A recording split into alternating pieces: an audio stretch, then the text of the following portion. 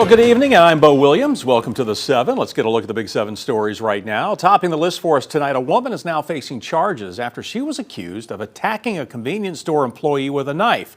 However, no one was majorly harmed, or all thanks to a local tow truck driver who did the right thing and stepped in. Now, this happened Tuesday morning at Lakeview Market in Jefferson City. This is off of Old Andrew Johnson Highway. 6 News spoke with Tony Cate, owner of TNT Towing. He says he and a friend eat at Lakeview Market every morning, but Tuesday was different. Cate saw a woman come through holding a large knife. A store clerk tells 6 News the suspect, Elizabeth Ann Scott, entered the store and went after the front register clerk with the weapon.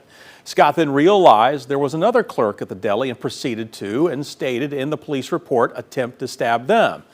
Cate says once he saw what was happening, he stepped in, going behind the counter, holding Scott down and disarming her until police arrived. That could have went 100 different ways back here. I'm glad it didn't, but it could have went got a whole lot worse. So I'm just glad to say, really the main thing is everybody's okay. That's the only thing that really matters. Cate proceeded to say he's not a hero, but the Jefferson City Police Department and many community members think otherwise, reaching out and praising Cate for his quick actions.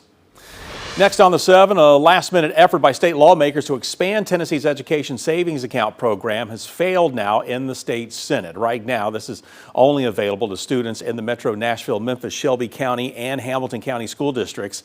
And while the bill failed, a last-minute protest scheduled for earlier tonight in the plaza across from West High School did move forward. Knox County School Board member Catherine Bike opposing the program. She says rapid development and rising incomes in certain areas has made Knox County a prime target for state lawmakers. With the metropolitan area comes resources and comes money. It means that the people that live here likely make more money and can afford more. So as we've seen from some of the limited data that we've gotten, who the vouchers are going to are the people that can already afford more. Now, the bill only failed by 1 vote in the state Senate, but again, the protest did move forward today, with Bike saying she knows the debate will be back. Next on the 7, we're going to stay with education for you. Knox County Schools weighing staffing changes in its latest budget. Take a listen. The last 2 years, we've reduced 50 plus positions out of the district office. This budget will call for more reduction in the district office. I don't say that lightly. KCS said a total of 57 teaching positions will need to be cut due to declining enrollment, and an additional 7 educational assistant positions in elementary schools are being cut. The schools with the most positions cut are Cedar Bluff Elementary, Bearden High School, and Powell High School, each losing 5 positions. Now, 20 schools district-wide are gaining positions. KCS School Board will hold a special meeting tomorrow night at 5 o'clock to approve the proposed budget. It will then need to go before County Commission. Next for you tonight, Tennessee Bureau of Investigation is continuing to look into a house fire which left 1 person dead. That fire happened this morning on Clover Circle in the Mooresburg community of Hawkins County. Today we learned the victim was identified as 75-year-old Sandra Carpenter. TBI says it is lending a hand to the Hawkins County Sheriff's Office with this fire investigation. Also tonight on our list, Tennessee lawmakers considering a bill that will require every sheriff's office in the state to work with federal immigration authorities. The legislation is in the hands now of the state Senate. Now, there are 71 local law enforcement agencies, including Knox County, who currently have a partnership with ICE. Now, these agreements have faced a lot of public pushback from people who argue the partnership creates fear among the immigrant community.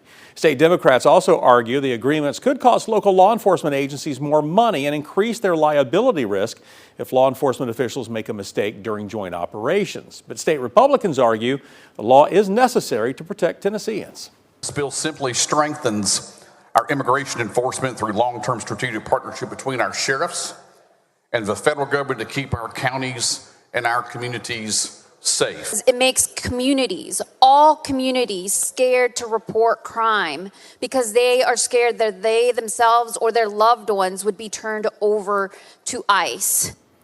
Now, again, state senators were expected to vote on the bill today. Of course, we're going to keep you updated on the latest.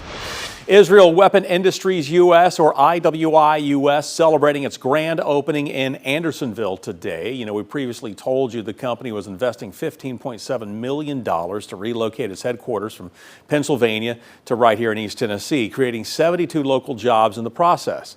IWI US started operating in 2013. Its parent company began in Israel. It specializes in making firearms for commercial sale, including the semi-automatic version of the Uzi, as well as making firearms for law enforcement and the government. Tennessee and Anderson County have such a strong business environment. We support business, we support industry. I know they've got future plans, so we plan to walk right along beside them as they grow, as they develop more into the manufacturing space. We just want to be a partner every step of the way. Among other things, we previously reported this new facility would be used for manufacturing, production, and assembly, as well as ammunition storage. Next for you on the 7 today, Mobile Meals honoring the life and legacy of a longtime volunteer. During his 13 years of service to the organization, Sterling Silver King completed at least 1,300 delivery routes. He impacted the lives of countless homebound seniors across Knox County, but this was not all he did for the community. Yeah, he really showed his lifetime of public service through his work here at Mobile Meals. He was a veteran. He was also helping through the SCAN program, through the Sheriff's Department. Almost every single day, he was doing something to benefit his community.